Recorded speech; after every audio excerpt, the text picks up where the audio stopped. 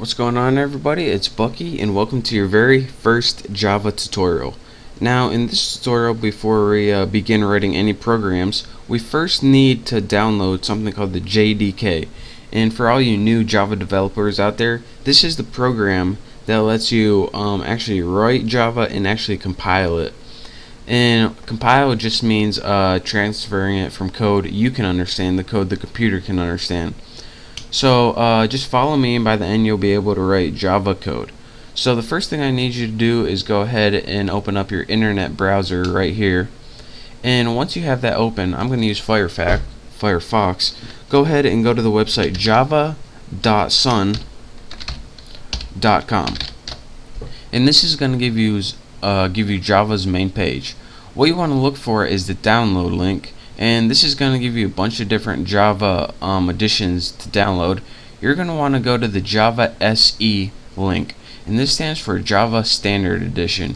So go ahead and click that, and what we're looking for is something called the JDK, and this stands for Java Development Kit, so we can write and compile Java programs. Now we just want the top one, which is a standard one. This EE stands for Enterprise Edition. This NetBeans is something else. We don't want that. So just go ahead and find the standard basic edition and click download. And once you click that, it's probably going to bring you to a new page. Let's see. And yep. And it's going to say Windows, which we want, English, which we want. Go ahead and agree and press continue. I already have this downloaded, so I'm not gonna download it again. That would just be stupid. But once you download it, it's gonna give you an executable file. Now, your executable file is gonna look something like one of these. This is something else I downloaded, but it's gonna give you a file like this called exe.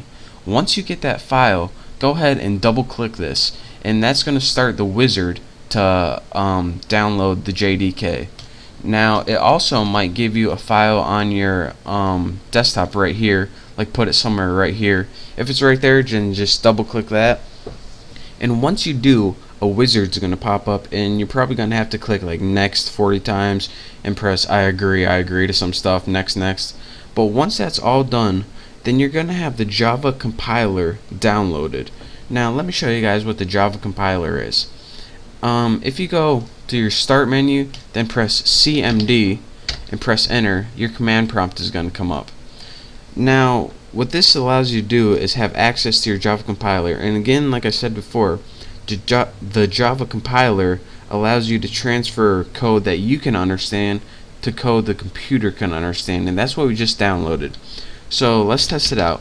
Java C, press enter, nothing's working. And nothing's working because the Java compiler, it has it downloaded, but whenever you try to use it, it doesn't know where it is. So let me show you guys how to do that. And again, pay very close attention to this. Hopefully you downloaded it with all the default settings. If you didn't, then well, you're still going to be able to see what's going on. But go ahead and in your start menu, click on computer. Now go ahead and click the local disk, or whatever your main hard drive is. Then go ahead and click program files. Now you should have a folder called Java. Go ahead and click that. Now go ahead and click the version JDK. If you don't see this, it means you didn't download it right. So go ahead and click that, JDK. The next thing and last thing I want you guys to do is click on the thing that says bin right here. And remember, you follow all these instructions very carefully. Next, right click on any of these things right here. Just click on your topmost one. Remember, right click it and click properties. Now this is where you're going to tell Java to look for your compiler. So it says location. Go ahead and copy all of location, right click it and copy it. It should say something like C, program files, Java, your version, and say bin, the last thing. Make sure you get that bin. That's very important. If you're not, if you don't see it, then do this tutorial again and do exactly as it say. Anyways, you want to see that bin. So once you have this golden code, that's what we're looking for. Go ahead and X out of that. Now that's where the compiler is. So how do we tell your computer to look there? Well, go ahead to click My Computer again from your start menu, and click properties. Remember, you want to right click it and click properties. All of these are very important. Go ahead and click advanced system settings, and probably a little message is going to pop up if my computer is not freezing, and it is. So my computer, properties, advanced system settings, there we go, continue, and you're gonna see something in your system properties called environment variables.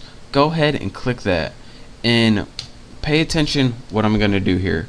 What we want to do is create a new user variable, so go ahead and click new.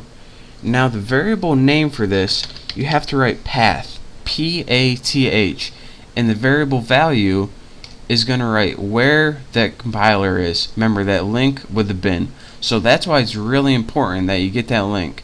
Now go ahead and click OK, and bam, click OK on this, OK, and you now have your compiler set up and ready to run. So go ahead and go back to your command line, and in command line go ahead and type Java C, and unlike before, we now have a bunch of crap that pops up, and this crap means that our compiler is ready and set and ready to go. So now, with that being said, we know that we are now able to write Java programs. So in the next tutorial, I'll show you guys how to do that, but for now, just follow this tutorial. That's how you install Java on your computer, so you can actually write Java programs. If you didn't follow those instructions exactly like I said, you're not going to be able to write Java programs on your computer. So make sure to follow this tutorial very carefully, do it exactly as I did. I know it's kind of a pain in the butt, but it'll be worth it in the long run. So thank you guys for watching. Make sure you get Java installed. If you have any questions or I wasn't clear on anything, just send me a message or leave a comment, and hopefully I'll get back to you. So again, thank you guys for watching. Hopefully you have Java installed, and in the next tutorial I'll show you guys how to write our first Java program. So thank you, don't forget to subscribe to my channel, and I'll see you in the next tutorial. What's up everyone, it's Bucky. Welcome to your second Java tutorial, and in this tutorial I'm going to be teaching you how to run a Java program. Now I'm not going to be teaching you a lot of the syntax about what's in a Java program. Before we do that, we actually need to know how to run one. So pretty much you're just going to be copying me write a simple program, and then you're going to be learning how to run it. So go ahead and open any editor. I'm going to open Notepad++ just because it's my favorite one. And go ahead, and the first thing you want to do is go to File, Save As, and we want to save this in, remember, whatever location. I already made a file on my right off my hard drive. In there I have a folder called test, and I'm going to save this as, let's save it as YouTube.java, and of course that .java is very important, and don't forget where you're saving this. This is also important. So now we have a file called anything.java. Mine's called YouTube.java. Now I'm pretty much just going to show you a simple hello world program. Again, in this tutorial I'm not going to be showing you like how to write Java. I'm just going to be showing you how to run it, and in the next couple tutorials I'll show you what everything means in it. But for beginners, just follow me. The first thing you need to write is a class. Now a class in Java, pretty much in Java everything begins with a class, and if you don't have a class you can't do anything. So you can't do anything until you create a class. So I'm gonna go ahead and make a class called apples, and in that class we're gonna have something called a method. Now again, you don't really need to know any of this stuff. I'm just making a simple program. I'm just talking you along. You'll understand what all this means later, but for now just stick with me. Now in your class you're gonna have something called a method. Now a method is pretty much a list of things to do, and this method is going to be inside the class. Now the first thing your computer does is whenever it runs a Java program, it looks for a method called main. So let's go ahead and create that, and you do this by clicking public, static, void, main, and all of these actually mean something, but again, don't worry about it for now. I promise you'll understand. Then in your parameter type string args, args, and put empty square brackets. And I don't know if I can copy this code in my description or not, but if I can, I'll put it in my description. But I got a feeling YouTube's not going to let me put code in for security reasons. Next, after in your method, you're going to want to have to put a statement or instruction about what you want your computer to do. So go ahead and write system period out period print ln, and what this does is pretty much print a line on your computer. Now in your parameters, go ahead and write whatever you want. Hello YouTube. Now go ahead and save this, and you can go ahead and find a Hello World program from somewhere on the internet. Again, I just talked to you guys through that real quick. I promise this isn't even part of the tutorial. The tutorial is just to show you how to run this. So I'll be teaching you what all this means later. So go ahead, and this is where the tutorial really begins. Go ahead in the command prompt, and the first thing we need to do before we run this program is actually compile it. Now when we compile a program, it pretty much takes what we've written and changes it into something called a class file. Now your computer can't read any files called .java. It can only read .class. So that's a compiler's job, to take that .java and change it into something .class that your computer can understand. So right now what we need to do is find this file, and go find it. You use something called cd \, and what this does is take you to the very beginning of your hard drive. And this is just a quick tutorial if you've never used command prompt before. Once you're in your C drive, press dir and press enter. This is going to give you a list that's everything in your C drive. As you can see, one of my directories or folders is called test. So let's go ahead and press cd, which means change directory, to test. Now we are in the test. So again, from your C drive, press cd test. Now press dir and see what's in this. And let's see, YouTube Java. So how do we compile this YouTube Java? Well, once you're in your test, go ahead and press Java C, which means Java compiler, and then press YouTube.java. And this means, alright, use the compiler on YouTube Java, and then go ahead and press enter. And what your computer does is, now if you press dir, we now have a apples.class. So what it does is take that Java file and change it into a class file depending on whatever you name your class. Remember, I named mine apples. So now that we have a class file, a file that the computer can understand, we can actually run this program. So let's go ahead and type Java, and that means run this program, and then type in the name of your class, which is apples. And now when you press enter, it says hello YouTube. So that's a quick tutorial on how to run simple Java programs. And again, I can't stress this enough, don't worry if you didn't get that Hello World program. That's not even the tutorial I wanted to teach you guys today. The tutorial was learn how to run these simple Java programs from your command line. And in the next tutorial, I'm going to be clearing a bunch of things up. So just practice running a simple program. I suggest you just to go ahead and copy a Hello World program from the internet somewhere. And once you do, just practice running it. And if you have any questions, you can just send me a message on YouTube or leave a comment, and I'll try to get back to you. But thank you guys for watching. Hopefully now you know how to run a simple program, even though you don't know what it means yet. So again, thank you guys for watching. Make sure to subscribe to my channel, and I will see you next tutorial. What's up everyone, it's Bucky, and welcome to your third Java tutorial. Now in this tutorial I'm going to be showing you guys how to download something called an IDE, where we're going to be writing our Java code. So again, there's one more last thing I need you guys to download, I promise, and then we're actually going to start programming Java. So in the last tutorial I showed you guys how to create a program in any notepad or any text editor, and how you can run it from your command line.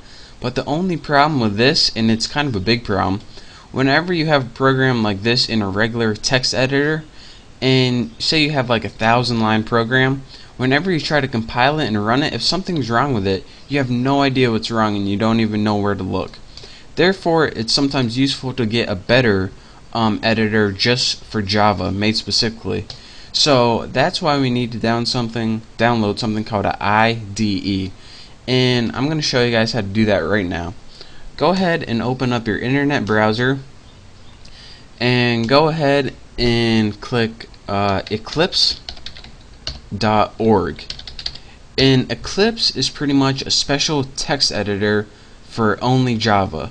So once this loads, go ahead and on the main page you're going to see something called downloads. Go ahead and click downloads. Now this is going to give you a couple downloads to click from. What you want is either the first one or the second one. I got the first one just because it includes a little more. And go ahead, and if you're on Windows, go ahead and click Windows. And what this is going to do is it's going to download an Eclipse IDE, and that's pretty much a text editor for Java. I'll show you guys what it is in a little bit. But where it's going to be is if you go to Computer and then go to wherever your downloads are, you're going to have something called a zip folder. What you need to do is extract. You're going to have a folder like this right here. What you need to do is right click it and press extract all. Then once you click extract all, it's going to give you a little wizard. Once you extract all that information, you're going to get a regular folder like this. This is pretty much like compressed stuff, and to get all the information out you need to extract it. That's what you do with any zip folder, by the way. Now once you have your regular folder, you can double click it, and now your Eclipse program is in this. And it's the little one that says application with a little Eclipse logo next to it.